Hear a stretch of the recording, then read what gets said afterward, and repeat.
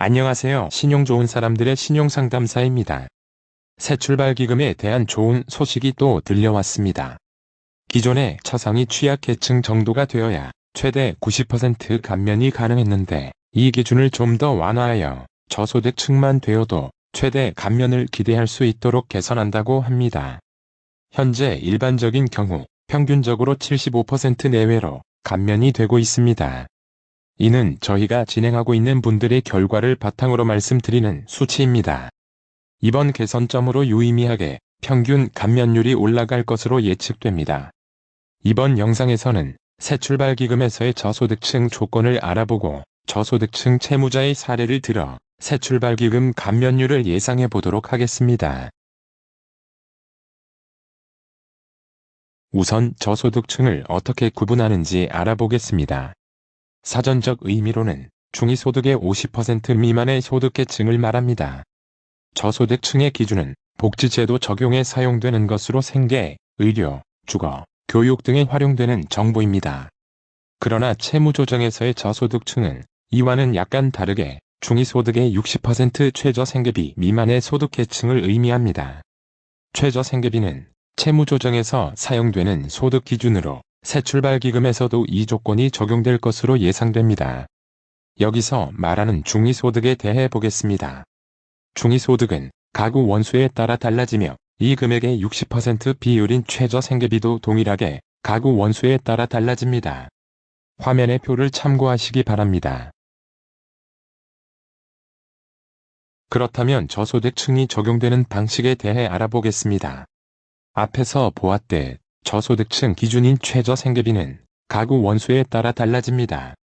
여기서 가구 원수는 단순히 구성원 숫자를 의미하는 것이 아니라 부양가구를 의미합니다. 1인 최저생계비 이상의 소득이 예상되는 가구원은 부양가구에서 제외가 됩니다. 예를 들어 본인, 배우자, 미성년 자녀 2명이 있는 4인 가구에서 배우자가 소득이 있다면 3인 부양가구로 산정되어 저소득층 기준 소득은 약 302만 원이 됩니다. 채무조정에서 부양가족 산정은 제도에 따라 달라집니다. 개인회생에서는 성인 자녀는 부양가족에서 제외가 되며 만 65세 미만 부모도 제외가 되는 등 조건이 엄격합니다. 반면 워크아웃에서는 대학생 성인 자녀까지는 부양가족으로 인정이 되며 만 60세 이상 부모도 부양이 인정이 되는 등 조건이 양호합니다. 새출발기금에서는 워크아웃 기준을 따를 것으로 예상됩니다.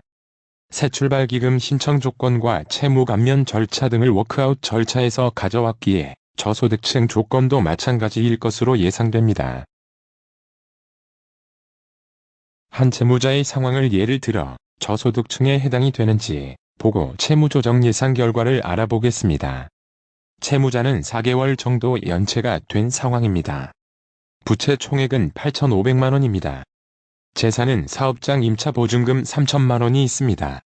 채무자 가족 관계는 본인과 배우자, 그리고 미성년 자녀 2명이 있는 4인 가구입니다. 채무자의 소득은 월 300만 원이며 배우자도 근로소득이 있고 파주에 거주하고 있습니다. 채무자는 소득이 있는 배우자를 제외하고 미성년 자녀 2명을 부양하고 있는 3인 부양가구가 됩니다.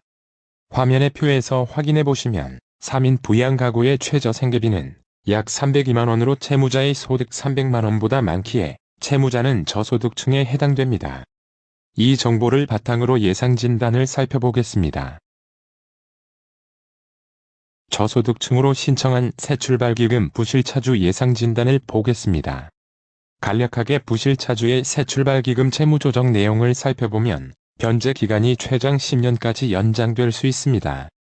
이자 감면의 경우 이자 및 연체이자 모두 전액 감면이 됩니다. 원금 감면을 보면 부채에서 재산을 제외한 순부채에 대해서만 60에서 80%까지 차등 감면이 됩니다.